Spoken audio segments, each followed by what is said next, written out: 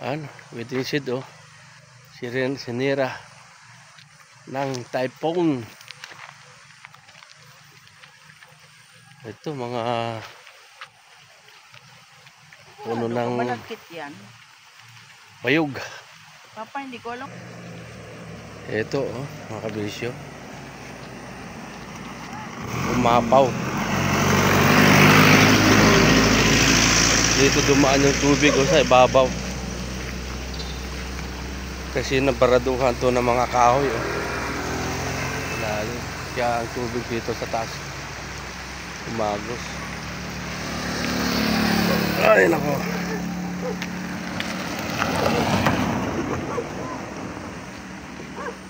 Tignan mo yan oh. Ilog na yan. Grabe.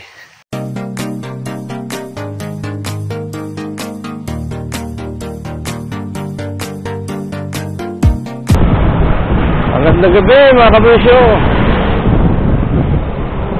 Ito, uwi tayo sa Biskaya ngayon, no? At kailangan ang uwi natin dahil pasyalan natin ang aming lalawigan na salanta ng bagyong Pipito. Balitaan ko saraw yung aming bahay na damage, so kailangan natin pasyalan at titignan kung ano ang nangyari. So ito, dapat December pa kami uwi, pero ito, napauwi na bigla-bigla. Kaya mga kabisyo, abangan nyo ang aming paglalakbay. Samahan nyo kami ayun, paglalakbay. Ito na pala kami oh, sa Dangwa. Ito mga kabisyo, dami mga bulaklak oh. Dahil pa rin bumibili. I'm sure magmamahal ito pagdating ng Pasko. Ayan oh, kabilaan oh. Ayan.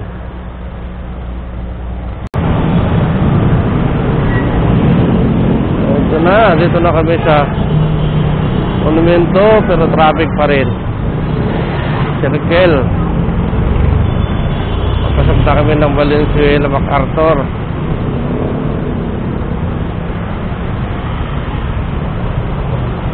Sabi nga ito oh, monumento. Kaya pa rin jeep. Jeep, makabisyo. Papasok na kami ng MacArthur Highway.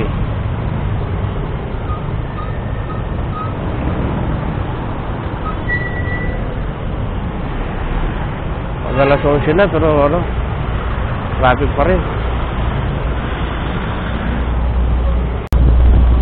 Valenzuela oh, what ang traffic mo? Ganda na Valenzuela oh.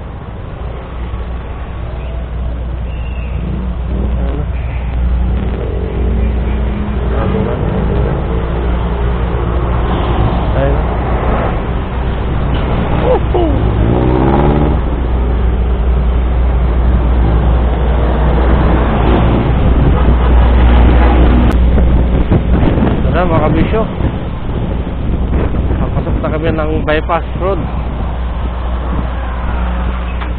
Check natin kung ilang kilometers kaya itong habaan ng ano.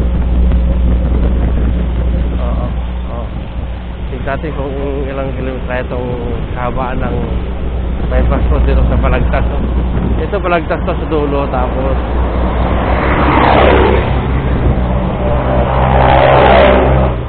ang dulo niyan ay San Rafael yata. Tingnan natin. Tingnan natin ay 79.4.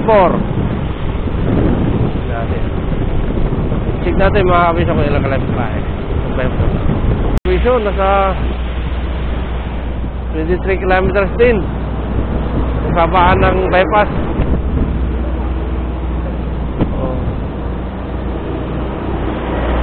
Eno, 102. Nag-umpisa kami ng 79.4, kaya naman 102. Mapapa din mga bisyo.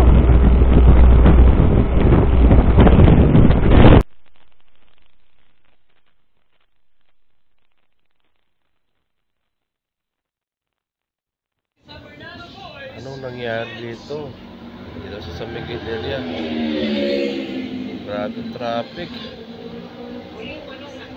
Dito pa naman to sa mga bilihan ng mga chicharon, no? Grabe, sobrang traffic dito mga pa. Ayan, no?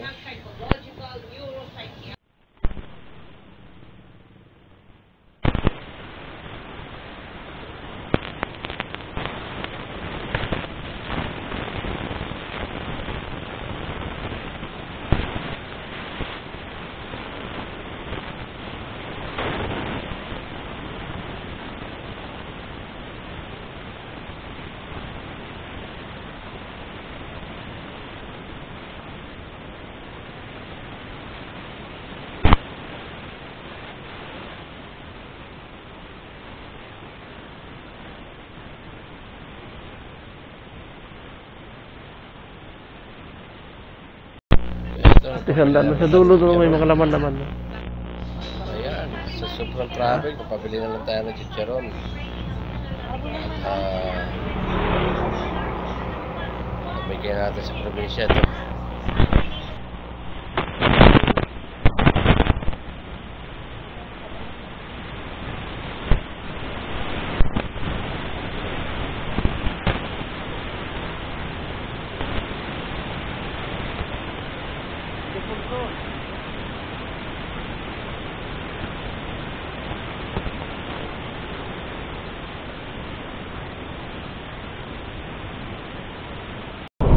Ito na mga kabisyo, no? Kalalampas lang namin sa San Jose. So, ito na umpisa ng akyatan sa bundok. Hanggang Santa Fe na to. Na akyatan. Ana.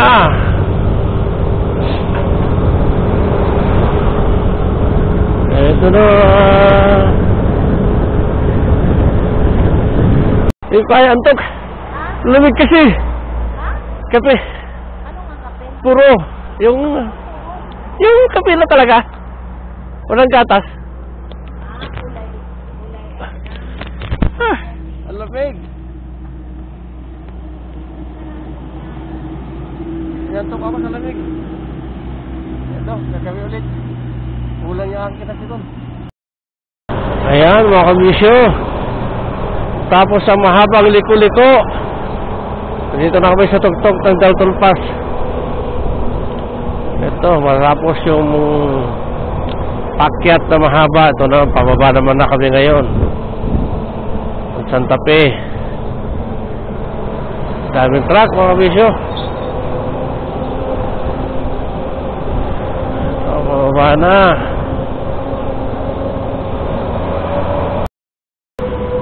Santa Fe na po. Kami mga bisyo, ang hirap overtake dito sa truck na to. Ang laki kasi. Tapos mabilis pa palusong.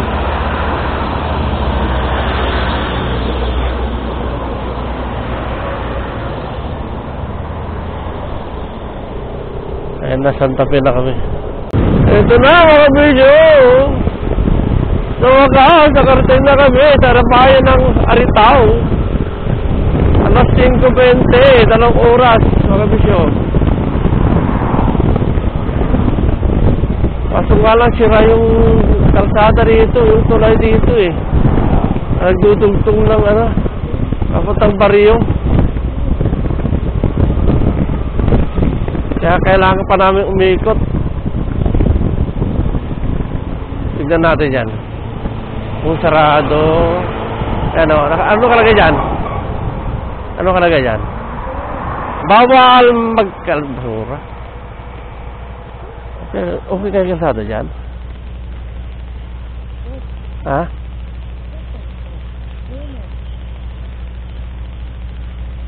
Ikot na lang tayo. Para sigurado. Ayaw nga kabisyo. Ang dudugtong. Ikot na lang kami dito.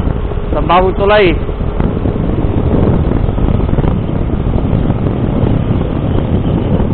Ha? Oo.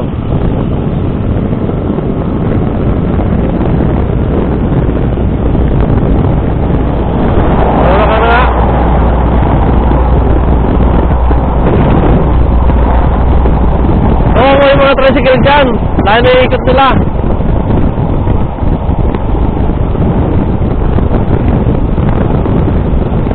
Yun lang.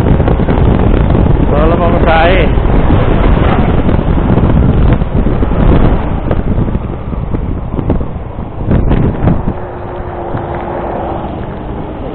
Oh, Tampanganan to eh.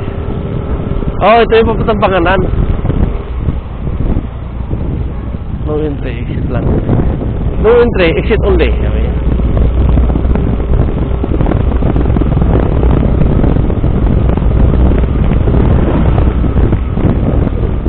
Oh, no highway. Ito yung papuntang Panganan to.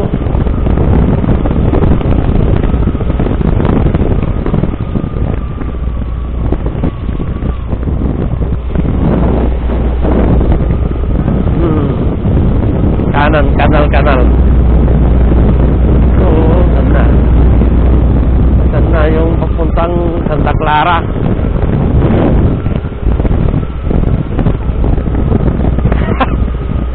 Lumpak ka mo!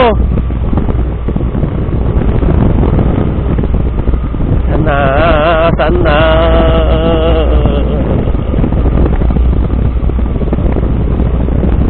Lain na ikot nila, no?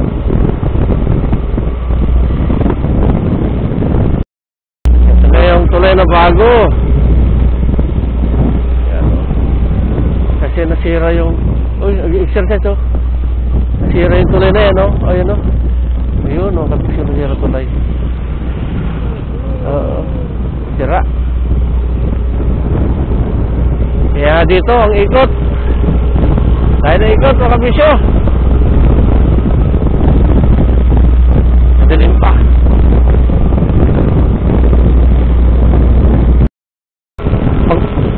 Magputput tayo doon pala, magputput tayo rito dahil dito ay itong lugar na ito mga kabisyo, ilang tao na ang namatay dito, aksidente, so putput tayo kahit maaga pa, pero siyempre pagpigay-higaya lang tayo rito kung sino man ang tira rito. Ano yan natin ang bahay. Hello. Ito na kami.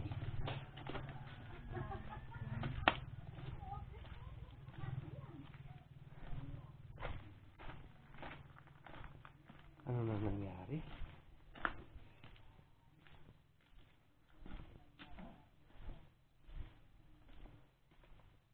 Ano na ang nangyari? Uy, wala na. Sira-sira na. Sino sama? Sila papa ko. Ay, ayos mi lang.